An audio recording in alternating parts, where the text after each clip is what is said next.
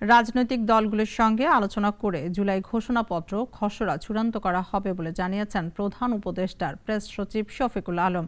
বিকেলে রাজধানীর foreign service একাডেমির মিলনায়তনে এক ব্রিফিংয়ে তিনি এ কথা বলেন। তবে কবে ঘোষণাপত্র প্রকাশ বা রাজনৈতিক দলগুলোর সঙ্গে আলোচনার এখনও তারিখ ঠিক করা হয়নি বলে জানান তিনি।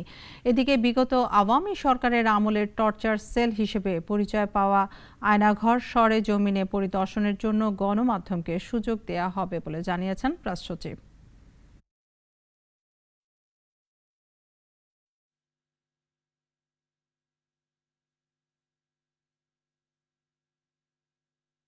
জুলাই ঘোষণাপত্র নিয়ে আমরা বেশ কিছু ফোন কল পেয়েছি যে এটা কদ্দূর, এটা ডেভেলপমেন্ট কি। আমরা শুধুমাত্র এটা বলতে পারি এটা নিয়ে কথাবার্তা হচ্ছে এবং এটা নিয়ে সামনে পলিটিক্যাল পার্টিগুলোর সাথেও কথাবার্তা হবে।